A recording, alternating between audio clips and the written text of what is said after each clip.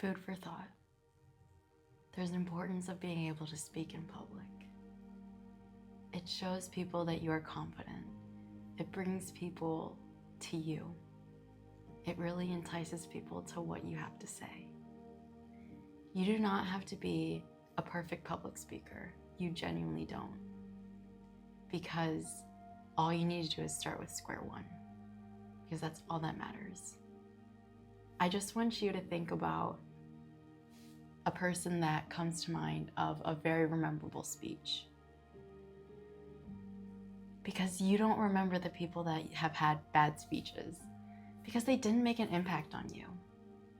You didn't feel that connection with someone. Because what really makes a good public speaker different than a not so good public speaker is simply speed, tone, and how and what they are talking about.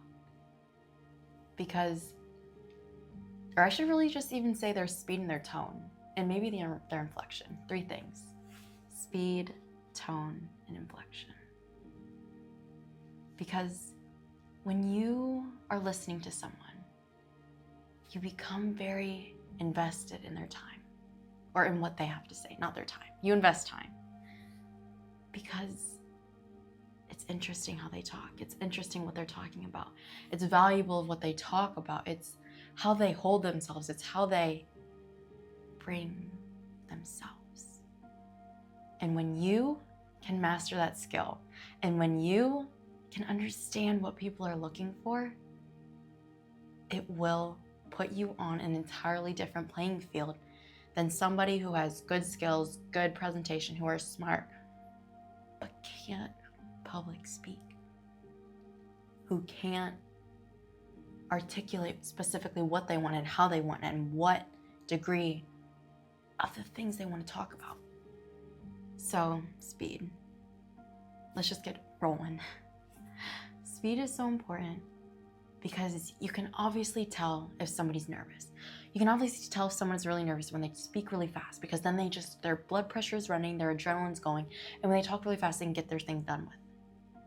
But when you see somebody who's talking slow, but at a comfortable pace, you know that they are confident in what they're talking about. They're very specific and they're not nervous. Maybe they're excited, but they're not nervous. There's a difference. People who are confident can use, and honestly that are even like in communion, in vibes with themselves, like they understand themselves, they can use that nervousness and transition it, can change it into excitement. Because when you're nervous, you care about something. But when you're excited, you care about something and you're ready for it. A coach, not really my coach, but my gym teacher told me the difference between excitement and nerves, is that when you're nervous, you care about something a lot, but you do not feel prepared. But when you're excited, you care about it, but you're prepared, and that's the difference.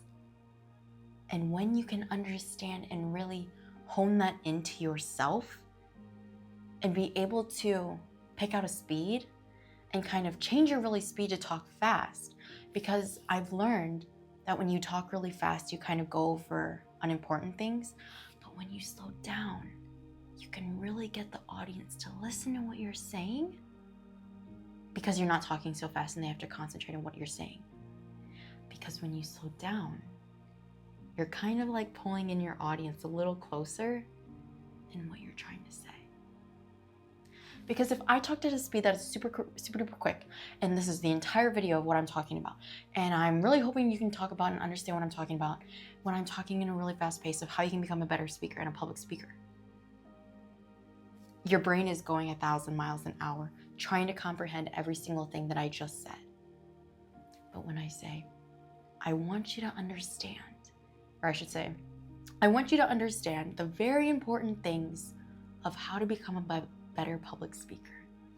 And all you have to do is understand the speed, your articulation, and the third thing, how you say it, like speed, articulation, and the flow. I forget exactly what I said, but I remember speed.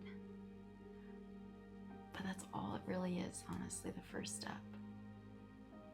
And then the second step is articulation and like the way that you say your word.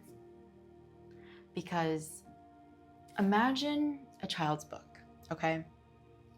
And the reader is, I'll just do like the Three Little Pigs, okay?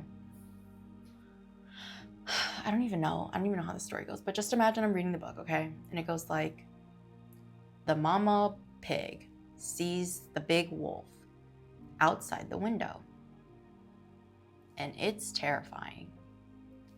The little baby pig sees the wolf and is terrified. That is boring. That has nothing to do. That is very monotone. And you kind of just want to leave and stop listening to what the person says. But then when I read it like, all of a sudden, the mama pig sees the big bad wolf outside. She turns around and she goes to the little pig. Or I know I'm going off story, but you see how I'm intoning my flux, and then I'm going up, and then I'm going down. Because the way, like, I'm trying to think of like a really big word or like a sentence, like the big bad wolf, the big bad wolf, instead of the big bad wolf. It's just the tone of your voice and your articulation and being able to really draw in. It's genuinely, public speaking is not about being and talking about something that's honestly interesting. Sometimes you want to talk about something interesting, but all you have to do is learn how to articulate a word, to put emphasis on it. Because I kind of think there's an importance. There's genuinely importance when you can really just draw somebody in by the way that you talk and then by the way that you slow down. Because if you listen to good storytellers, there's everything in between. Like, imagine when you're a little kid and your teacher's reading, and I don't know, I'm just trying to think of something like, oh, this is kind of bad, but I'm just like thinking of like, all of a sudden, Sally gets hit by a car. Bam! The guy walks out and he takes a peek outside of the car. He opens the door and he looks and he sees that Sally is fine. Sally's walking, Sally's up, Sally's rejuvenated. I don't know how Sally's doing this out of a car wreck. Good for her, slay, whatever. But you know what I'm saying? Like, if I read it like, Sally got hit by a car, or I'm still in fluctuating. Sally got hit by a car. Dan looked outside of the car. She was fine. She's walking around rejuvenated. You know, like that, I know it's super simple, but I'm just saying, you can use your voice and use it to your advantage. You don't necessarily have to be talking like you're a grade school teacher, like reading a book to children, but you can definitely just use different tones, and it's gonna be goofy. It's gonna be really goofy trying to figure out what works with your voice, what you are good at. And let's say you're good at pauses. When I pause during videos, I'm literally trying to connect my thoughts one to the next, because my speech teacher, he told me there are filler words like, like, but, okay, so. And, sometimes and, if it's like a filler, not like a, and I bought groceries type of and. And pauses help you slow down. Because imagine if I was talking to you, it's like a book. They have sentences, or they have sentences. They have periods in their sentences because it makes you pause. You see I'm doing that? I'm doing it without even trying, because I've like spoke. I've spoke in public many times. And I've learned from other people speaking that it helps the other person engage. It helps people stay involved. It's not just listening to this audio, because you get a break. You see how I did that? I'm literally talking in this tone, and then all of a sudden I get softer and slower, and I articulate lower. Because it kind of draws you in and out of focus of what I'm saying. I don't even know, like, it's literally a skill that you have to do when you practice. Like, oh my goodness, like, there's a comment, and it was like thinking about going back to my first few videos, and not that I wasn't okay at public speaking, but I was definitely not as comfortable as I am now public speaking or speaking out loud, because I've had like 3 months, oh my goodness, this is wild, almost 3 months in May, 3 months of doing this, 3 months. And I started from the bottom, now we're here, and now I'm here, and honestly, now we're here. We're better than ever than then, February. I really hope you're doing better than you were in February, and that you've changed for a better person. Anyways, good vibes for you. We've made it 3 months later, and we're together, and we made it. But what I'm trying to say is that it takes practice to become a good public speaker, because there's a flow to it. You have to learn how to use your voice as an instrument, because that is what you're playing, that is what you're giving to people, and that is the vibe that you give off. And I think also, like, facial expressions, I don't know, sometimes I can be very stoic in like some of my videos. I'm like, I'm just talking, kind of vibing. But then others, I'm just like here, and I'm like rejuvenated, and like it can kind of tell when I've had longer days of school and like shorter days and like better days, but like that's neither here nor there. But I think another good thing that you can have as a public speaker are your facial expressions, because you can really just interact with the person better. Like, you feel a better connection with somebody because you know that they are paying attention, because there's like a psychology with it that, like, if you make a face and they kind of mimic it back, or you display a physical gesture, or like a slouch, or like a sit, or like a stance, or like and they kind of like mimic it, they're in the conversation. And so when you can kind of add those, it's kind of like a little cherry on top, or some sprinkles to your ice cream. See how I paused there? I had to think of a thing that I wanted to say that goes good with sprinkles. And you just notice how I sped up when I was talking to get over the point of what I was saying. This is not easy. I promise you.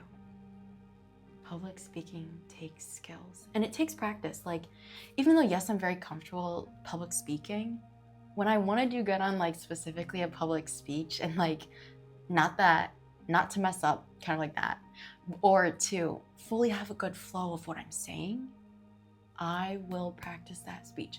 I will practice my school presentations probably like 5 or 6 times the night before, and then maybe 2 or 3 times the day of, to make sure I'm articulating, I'm saying what I want to mean to, I say what I mean and mean what I say. And I'm in the time constraint. That is very important too. But like I said, this takes time. You are not going to be a good public speaker the first time around. You are going to have many things that you're going to have to improve. There's so many things to learn, and so many good added details you can add once you get a little comfortable public speaking. I think honestly the best way is just to be social. Just ask for help at the grocery store. Be like, hi, excuse me, can you tell me where blank and blank is at? It seems absolutely stupid, but you get the sense of being able to articulate something that you actually want. You want to know where the mustard's at, but you don't know where it's at. Go ask for it. Ask for something that you want, and then you'll be able to do it over and over and practice your articulation and being able to ask what you want, okay? There are so many things to learn for public speaking, but I know I didn't get all of them how I said in the beginning, but speed, articulation, and like the influx and the tone, and your facial expressions, that is simply the key of public speaking. At least that I think of, and that I kind of like try to like work on in my videos. And also hand gestures too, so I'm not just talking like this. But I just think it's a very good skill to have because you are going to be speaking everywhere and anywhere and all the time with people. All you need to do is just give yourself some time and some grace to figure it out and figure out what works for you and what doesn't. Just trust in yourself that you're going to learn what you need to learn because you are here now, and here now is better than anything else. And I'm so glad you're here. Food for thought.